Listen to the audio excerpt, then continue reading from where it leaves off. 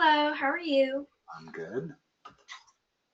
So I guess we want to pick up where we left off, correct? Actually, can we start on page 5? Sure. Thank you. Is that the second email? I, I had 2 emails from your mom. This was the first one with 4 attachments. yes, it is the second email then. Okay. Thank you. And must be this one here that you wanted to look at. Is this the one? Yes, that is. Okay. Perfect.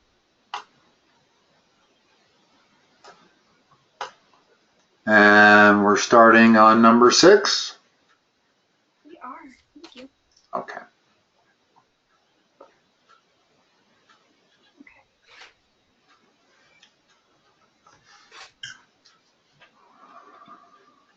Take a picture of it.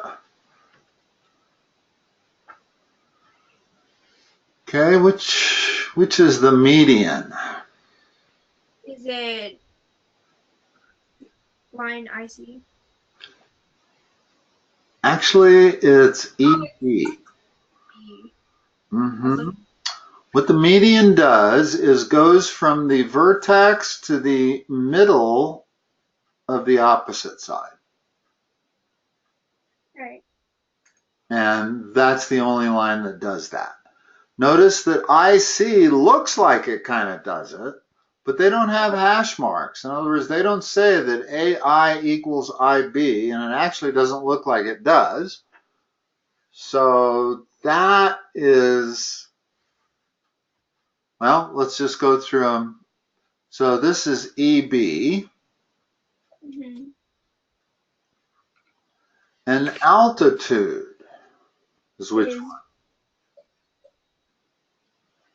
DA. Okay. Altitude goes from the vertex perpendicularly to the opposite side. And a bisector of angle ABC. Oh, excuse me. A bisector of an angle of triangle ABC. That's CI. Notice that that is the same as that. That means that CI bisects angle C. Right. I see that. And that's all they're asking for, is a bisector of an angle. It'd be easy to make a mistake here. In other words, you could misread this as being a bisector of angle ABC. Well, there's angle ABC. Bisector looks like it would be EB.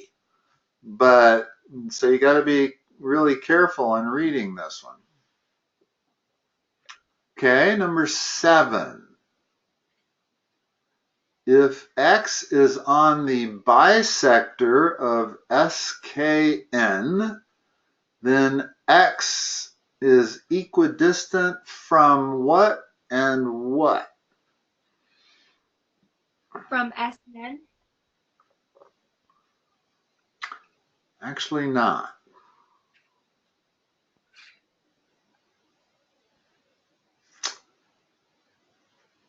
You have these points of concurrence. Okay? Let's talk about them. If I draw all 3 points of concurrence that I get if I do an angle bisector of each of these 3 angles, they rest right there. That is not equidistant from the vertexes, it is equidistant from the perpendicular. Those 3 distances are equal.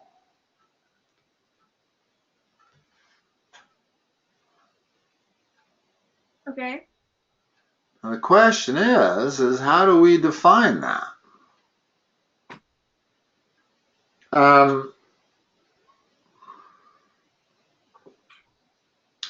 it's the other key situation here is one where you have angle bisectors, and the other is where you start at the middle of each side and you go perpendicularly up. It's a different thing, notice. In other words, in this situation, these are perpendicular, whatever they're called. But this is equidistant from the vertexes. So kind of, in other words, those three green lines are the same length. Whereas in our picture, these three green lines are the same length. Yeah, but what's the answer then? Well, let's just back up a second. I want you to be real clear on these two situations. One is where you start from the vertexes and you end up being equidistant from the sides. And the other is where you start from the sides and you end up being equidistant from the vertexes. So those are the two situations. Now, if x is on the bisector of that angle, then x is equidistant from side SK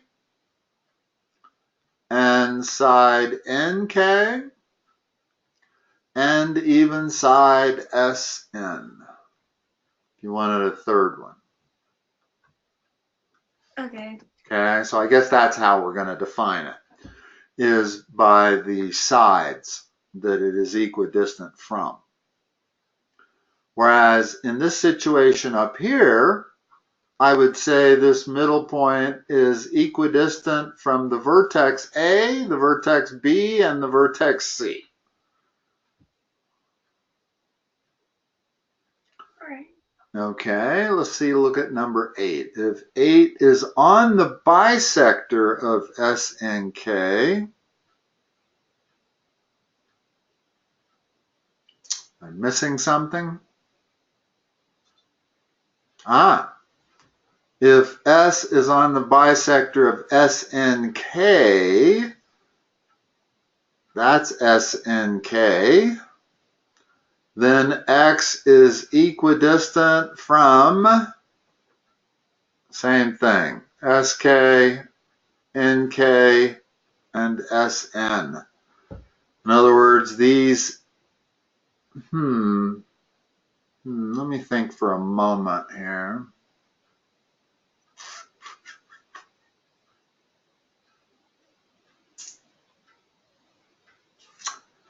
The first answer is going to be SK and NK.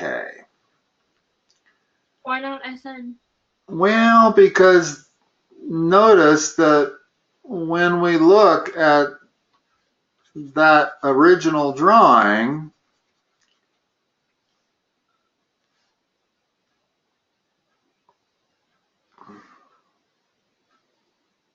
well, it is equidistant from SN.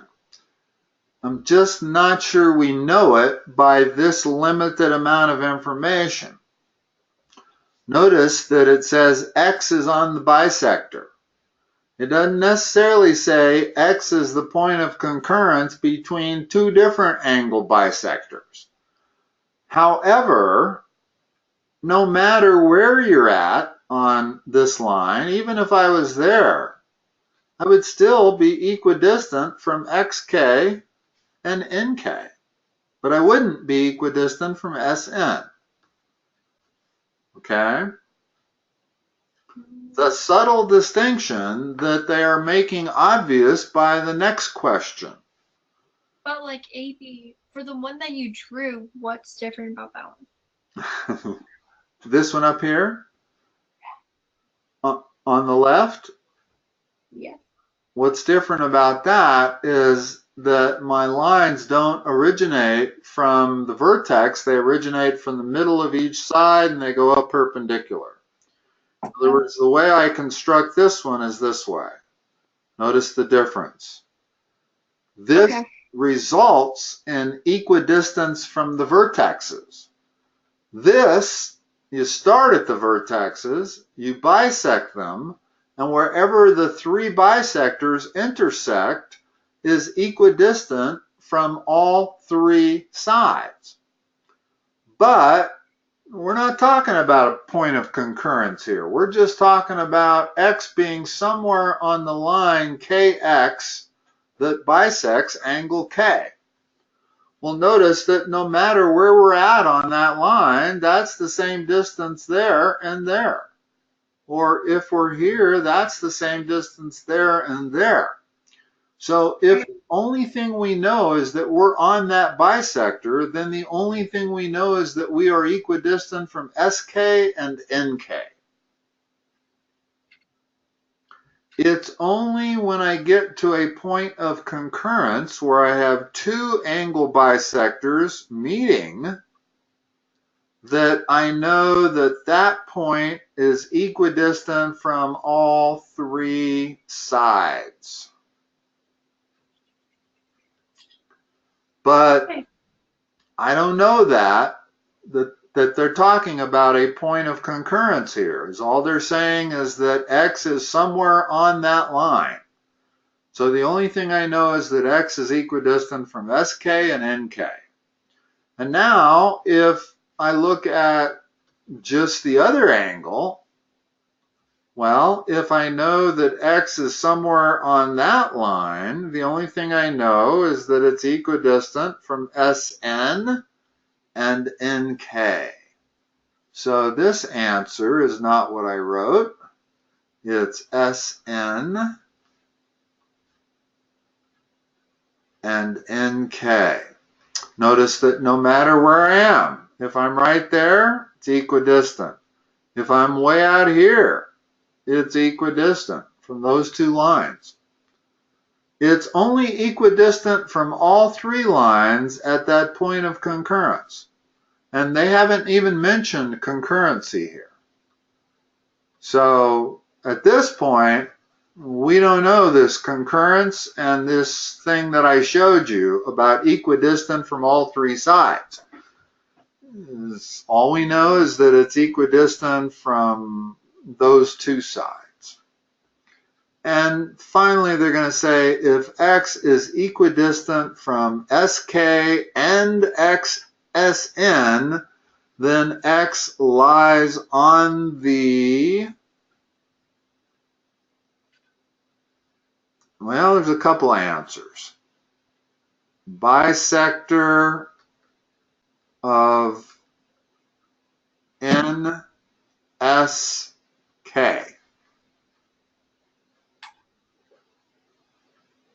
In other words, this answer was SK and NK. This answer was SN and NK. And they're saying if it's equidistant from SK and SN, well, that would be if it came out from there. So if it was a bisector, notice that here, let me erase everything.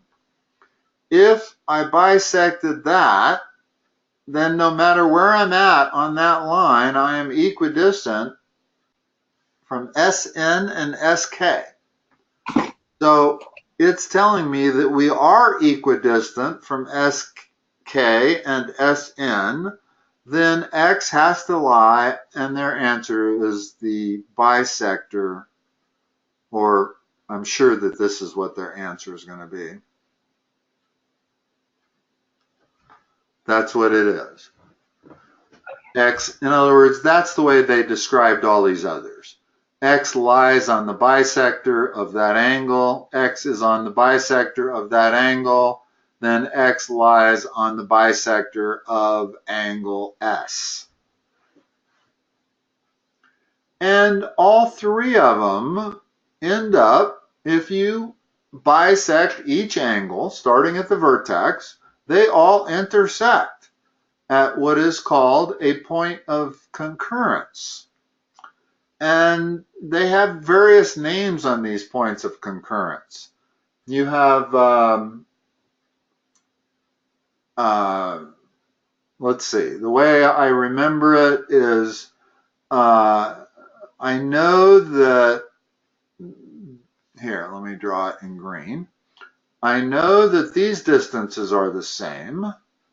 So therefore, I can draw a circle inscribed in that triangle.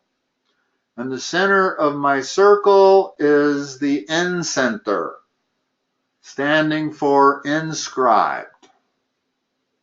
So when you do angle bisectors of a triangle, the point of concurrence is the incenter. When I drew my other one, and I started out by doing a perpendicular from the middle of each side, you also get a point of concurrence. And remember, that is equidistant from the vertexes. So I can put that triangle inside of a circle. So this is circumscribed. I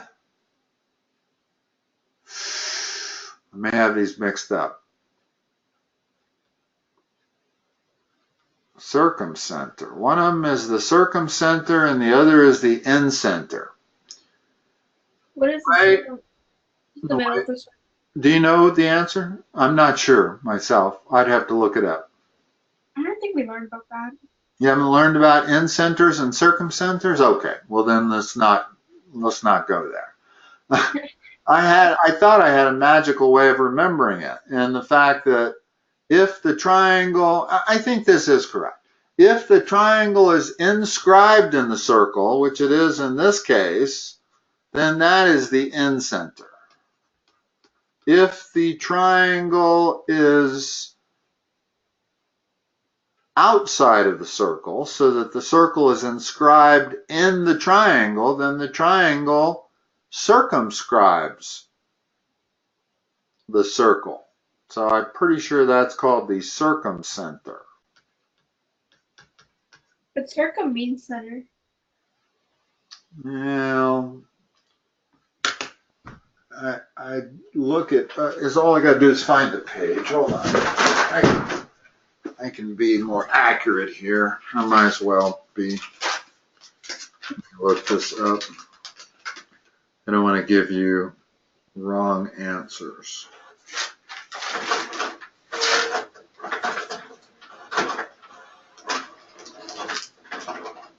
What is that noise? Is that on your end or my end? I think that's on your end. It is on my end. That's my printer going on and off, on and off. I guess when I lifted my book, oops, hold on. I guess when I lifted my book off this thing, it turned it on.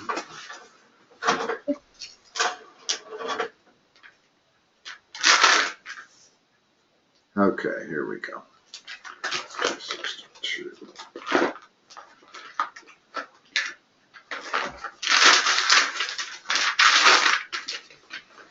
Okay, let's see.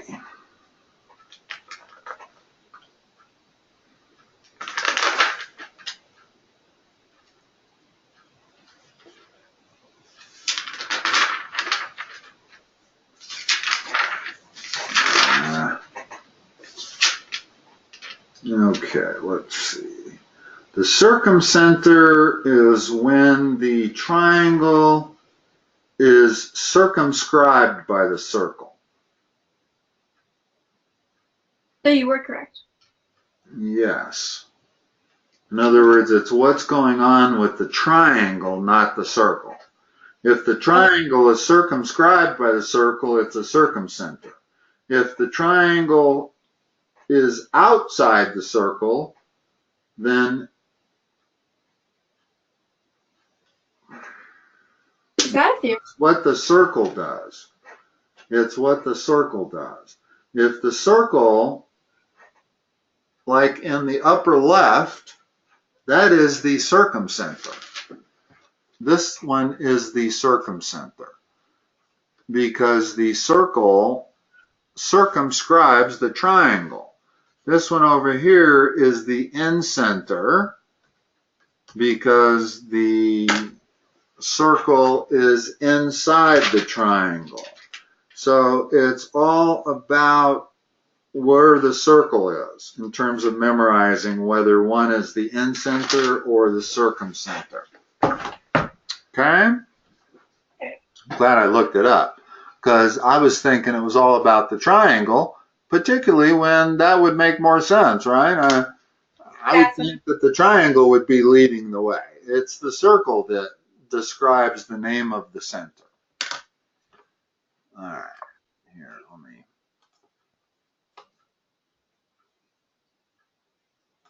Let's have a look at this one.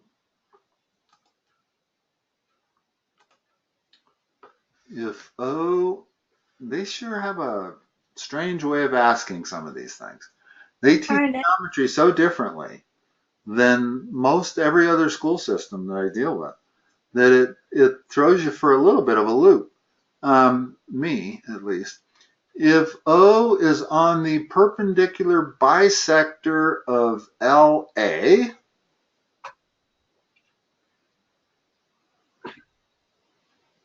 okay, that makes it, notice that that's what I drew in the upper left, was a perpendicular bisector of a side. I started with the midway point and I made sure that I just drew a line that went up perpendicularly. Okay, then O is equidistant from what? FA, or wait.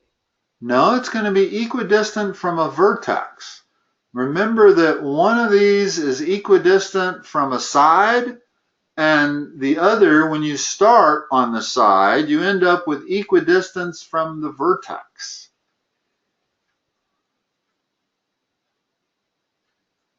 Hold on a minute.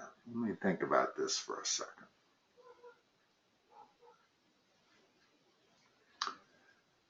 No matter where I'm at on that line, I am equidistant from L and A.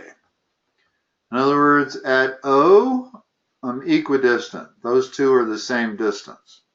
But even if I'm down here, I'm still equidistant from those 2 points. Even if I'm there, I'm equidistant from those 2 points. So the message they're trying to get across here isn't about incenters and circumcenters. It is a more subtle message that if we are on a perpendicular bisector, then we are equidistant from the two side vertexes, L and A.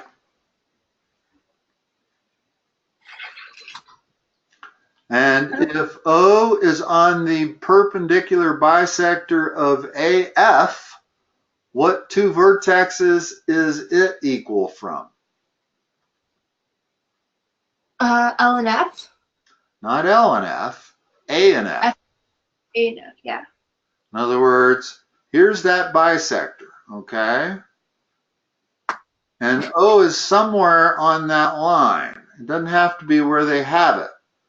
But if O was right there, it would still be equidistant from A and F.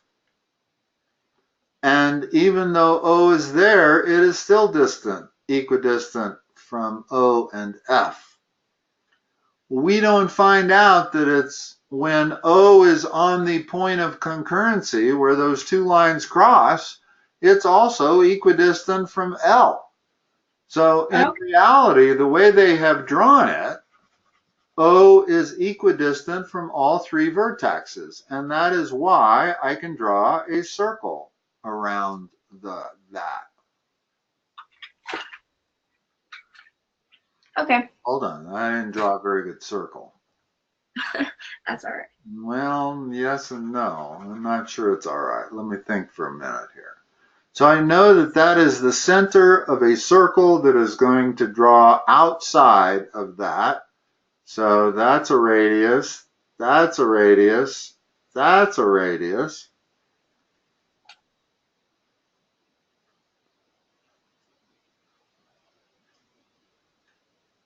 There you go. That triangle is inscribed in the circle, but the circle circumscribes the triangle, therefore it is a circumcenter. Okay, all Okay? And likewise, the third part of this question, in other words, they haven't even introduced the concept of incenters yet. They're kind of working two dimensions only. In other words, if O is equidistant from L and F, then O lies on what? L is equal to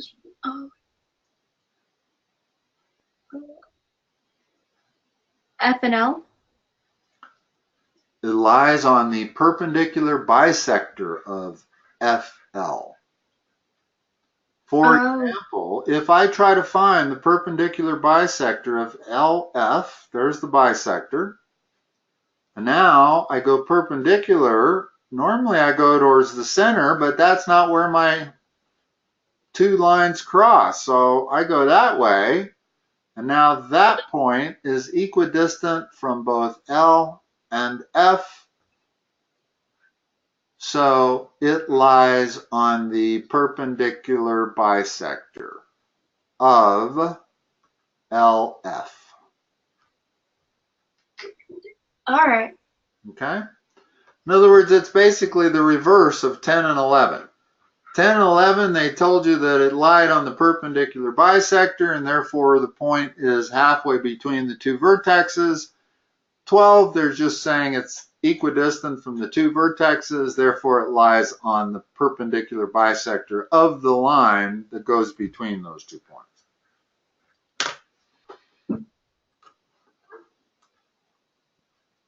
Okay. Okay. Should we just go in order on this? Yes, please. Okay.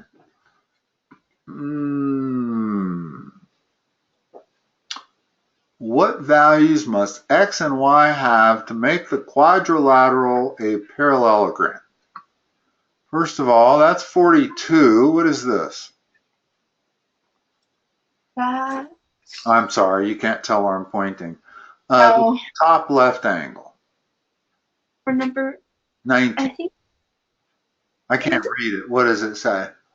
8y minus 6. Okay, hold on. I'll fill that in and then we'll be able to solve it. 8y minus 6 degrees. And this one says 3y degrees? Yes.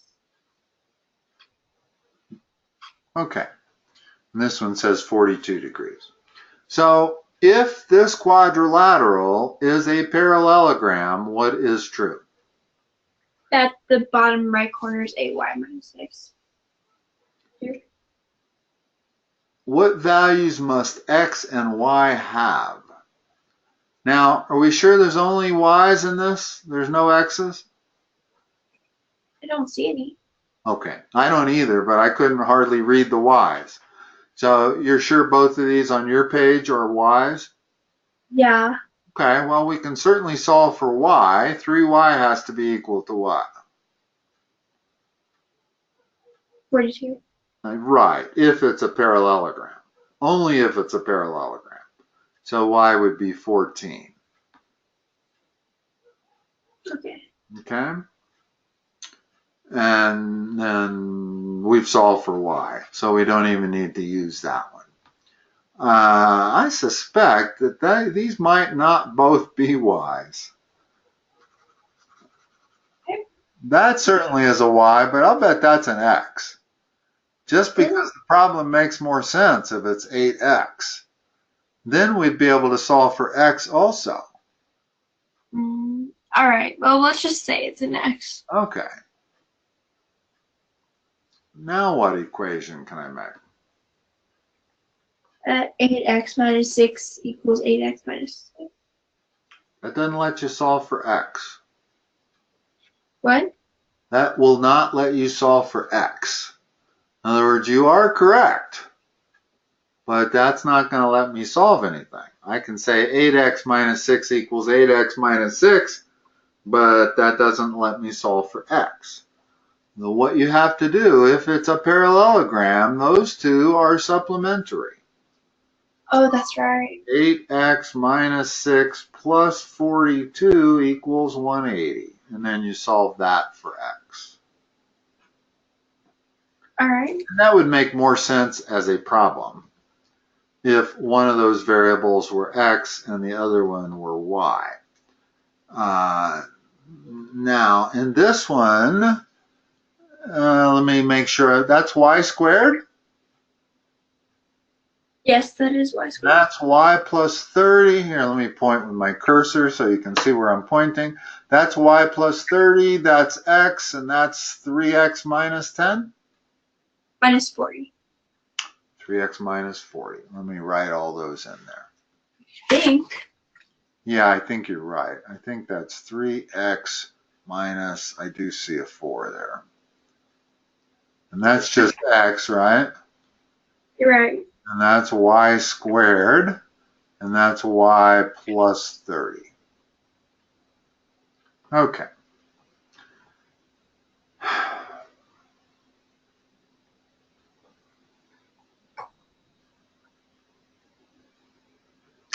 If that is a quadrilateral, what is true? Excuse me, it's definitely a quadrilateral. If that is a parallelogram, what has to be true?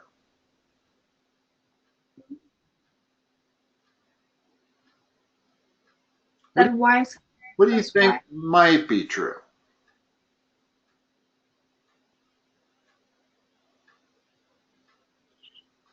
That I, y squared I plus y think plus. that those diagonals probably bisect one another.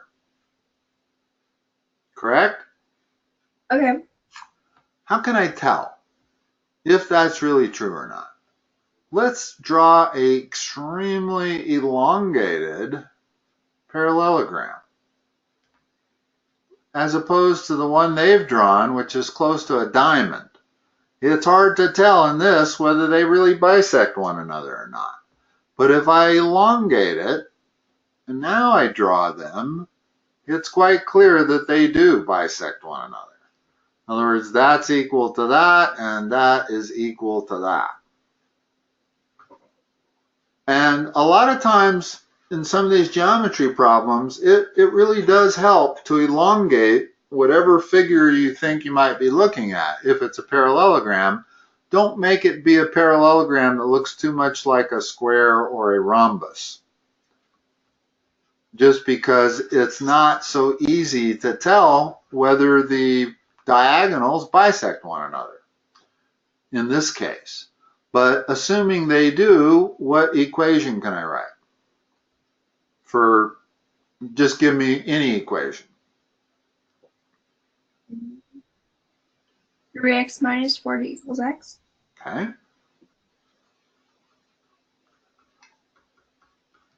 I want to solve that. I get 2x equals 40, x equals 20.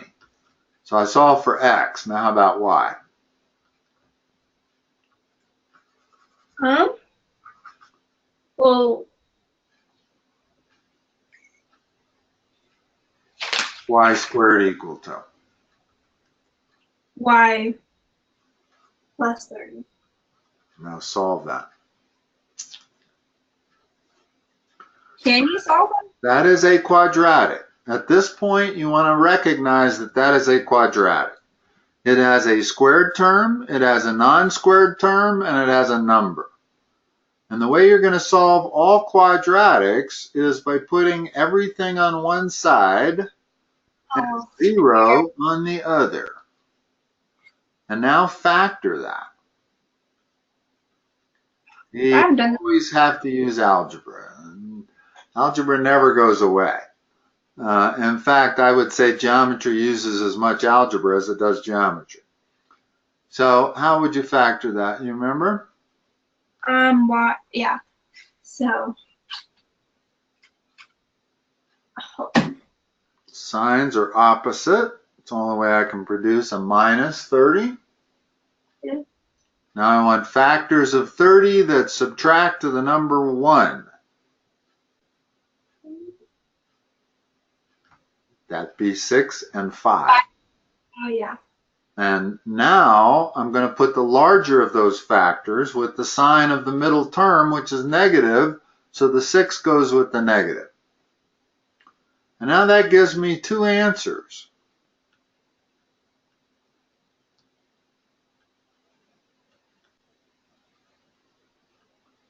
Minus 5 and plus 6.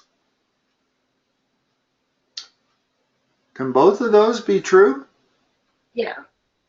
In this case, they can be, because the only thing that can't be true is dimensions can't be negative. But notice, even if I have minus 5, I don't have a negative dimension. I have that side is going to be 25, and that side is going to be 25.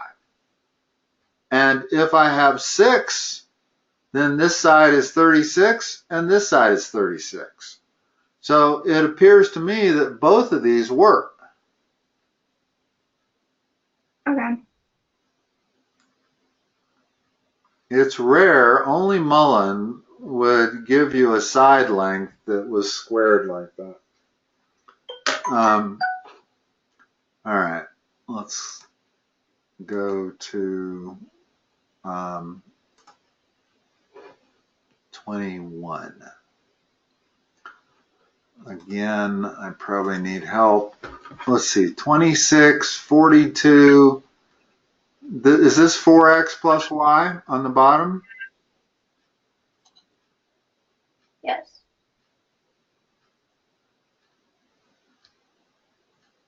And on the right, what is that? Is that 3x minus 2y? Is that 3x minus 2y? Not hearing you. Do I have Yeah. do I have it right? Yes. Okay. Now, for that to be a parallelogram, what has to be true? That 42 equals 4x plus y. Okay. Let's do it in standard format. And you'll see why as soon as I do it. So that has to equal 42. That does not allow us to solve for either x or y. What else is true in this picture if it's a parallelogram?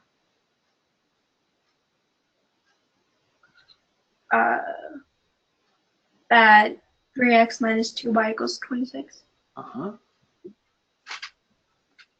And now we have a system of equations. How will I solve those? Now I have 2 variables and 2 equations. I can solve for both x and y. You remember how to solve it using elimination? Elimination. Yeah, you like multiply the bottom one by 2y or 3x.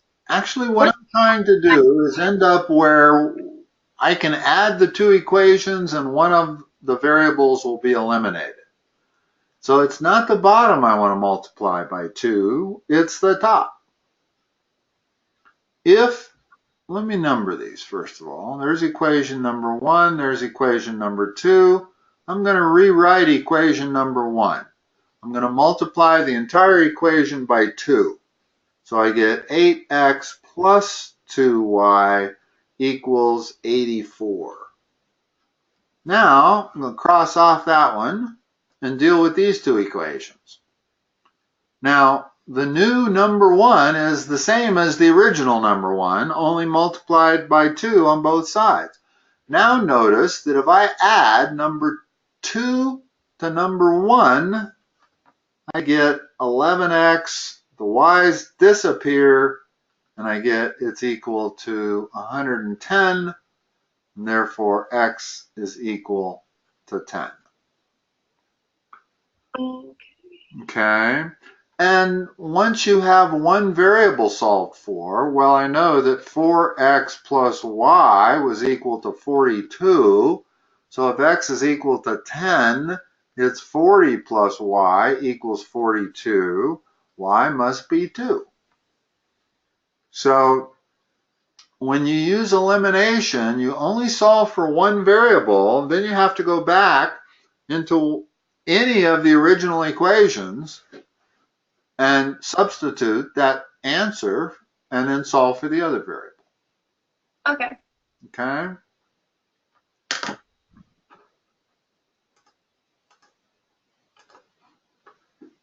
How are we doing on time? We've got about 20 minutes.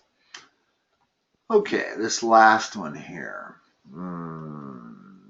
That be 7y what? Plus 2 or minus 2? 7y minus 2. This is 3x. Yeah. This is 4y. Which one? I thought it was a 9. We'll go with whatever you say. It's obviously going to affect the answer, but the method will be the same regardless. And this must be 4. What's this one? The fourth one? 4x plus. I mean, that looks like a 1, but it could be a 4. 4x. You think it's plus 1? I don't know.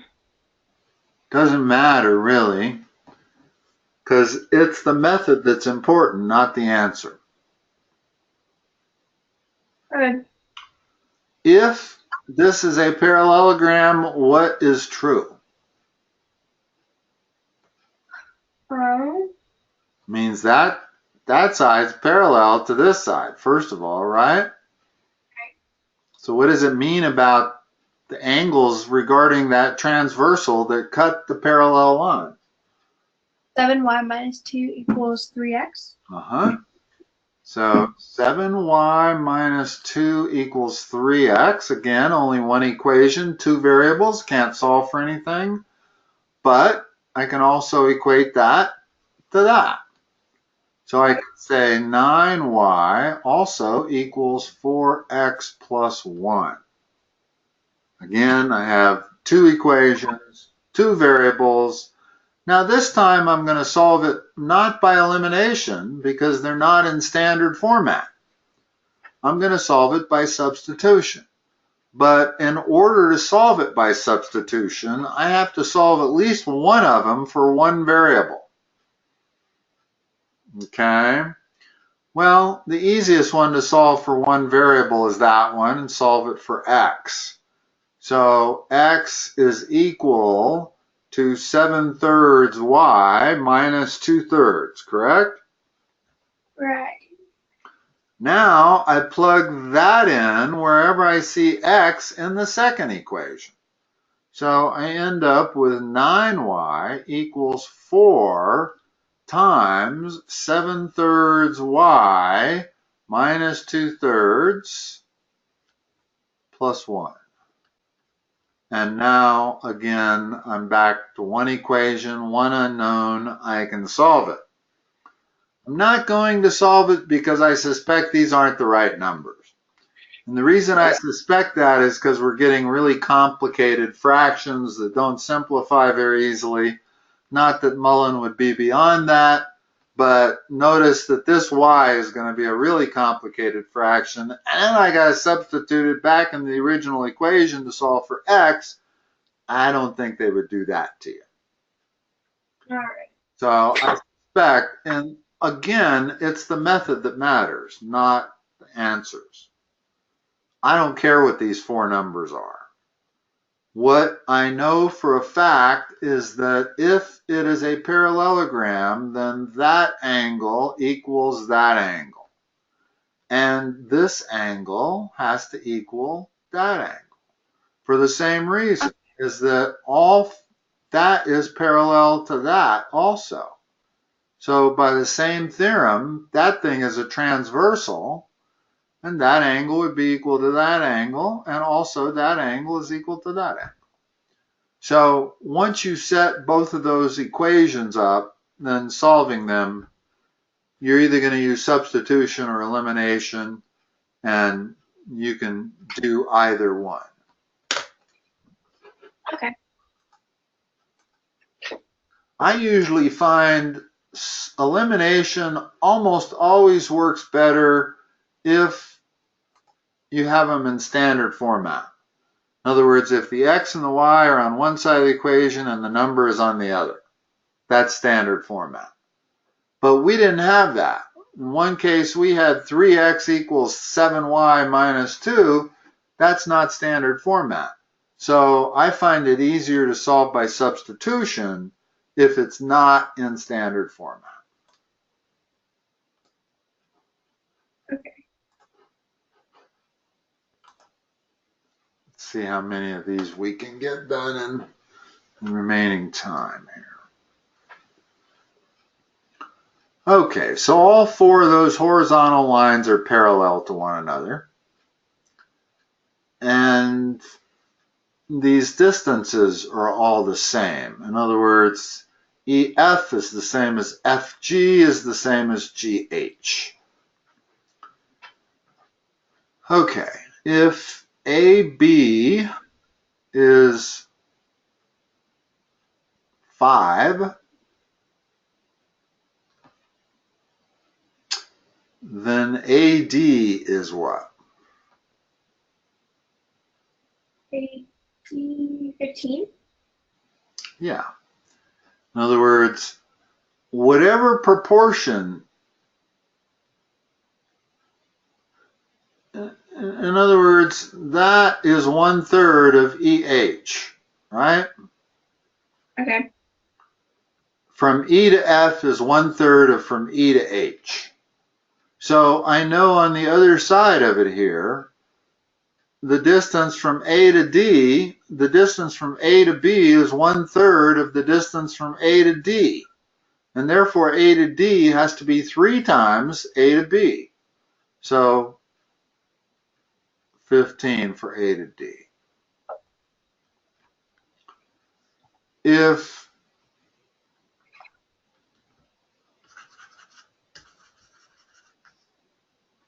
AC is 12, from there to there is 12,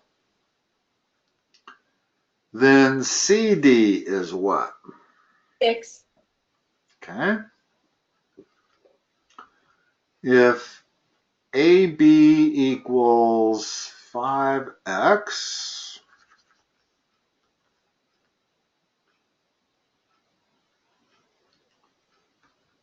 and BC equals 2x plus 12, then x equals what? 4. Okay. If AC equals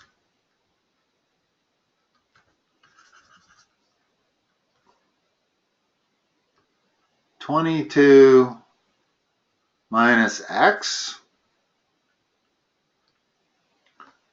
and BD equals 3x minus 22, then x equals what? What's my equation going to be? X equals 11. Equation is 22 minus x equals 3x minus 22. Yeah, that's definitely the equation. And you're right, you get 4x equals 44, x equals 11, okay? Again, the same principle basically in each one of these is at play. If AB is 15 and BC is 2x minus y, and CD is x plus y, then solve for x and y. Give me some equations that I can write. Oh.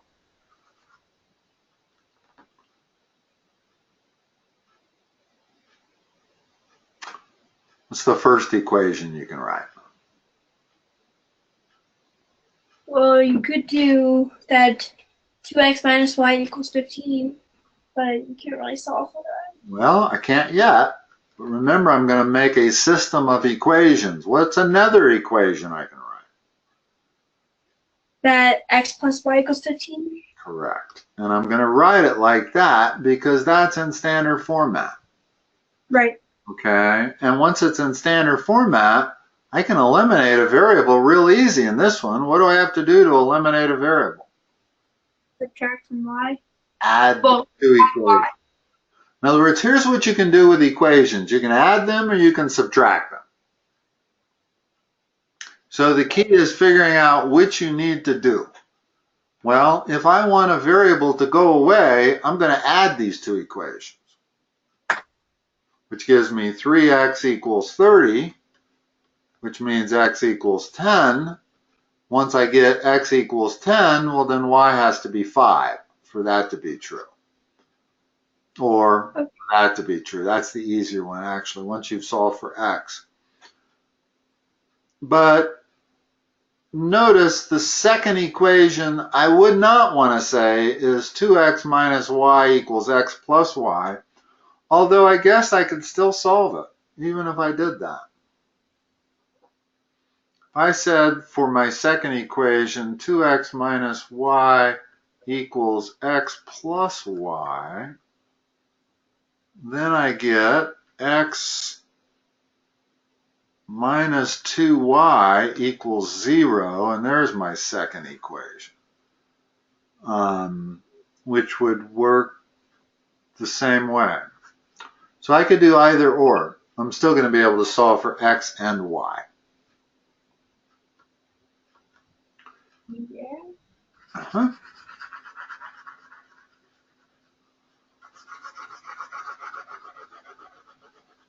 But I think easier the way we did it, where we set that equal to 15 and we set that equal to 15. Yeah, it made more sense. Well, and it's easier to solve that system of equations, I think. All right, what was that? That was 14? 14.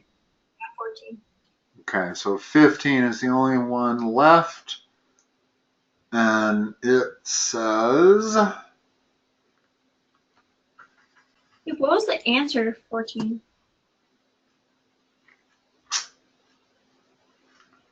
yeah, let's see, what did we have? We had, I'm so unconcerned with the answers that I don't remember them.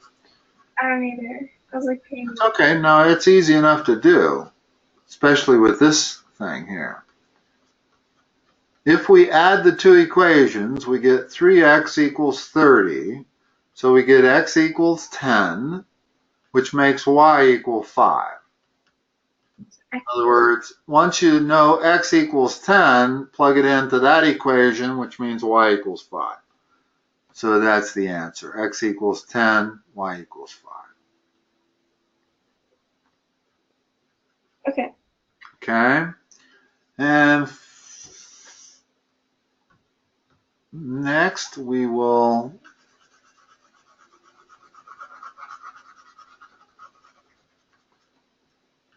a little disappointed. These are all so similar and not that difficult. This kind of geometry you get at a regular high school.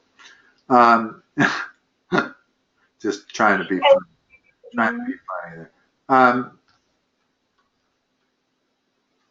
So if AB is 12 and BC is 2x plus 3y, and BD from there to there is 8x,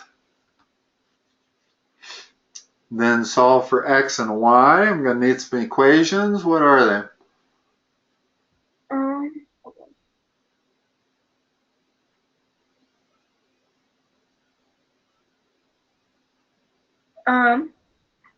Well, The simplest, most straightforward one is what? that 12 equals 8x. No, it doesn't actually. 8x is from B to D. Oh. So from C to D would be 4x. So 4x equals 12. There you go. That's not actually the straightforward one I was thinking of. The straightforward one I was thinking of was 2x plus 3y equals 12. In other words, BC equals AB, right? Yeah, that makes more sense. Okay, so that equals that. And now that again, you need a second equation, and the second equation is 8x equals twice that, or 4x equals 12. I could say again 4x equals 2x plus 3y, but it's easier if I say 4x equals 12 because I now know what x is. X is 3, and I can plug it in for this equation and solve for y. All right. So now I get 3y equals 6, y equals 2. So x equals 3, y equals 2. All right. And that was the only hard one on that bunch of 6 questions. And that one wasn't really hard. But is that the last 15? Yeah, that's the bottom of the page. We only have a few minutes. You want to stop here or you want to do another problem? We can stop. Okay. So let's see. We've done page 1, 2, and 5. Is that right? Did we finish page 2? Yeah, we did. We were like halfway through page 32.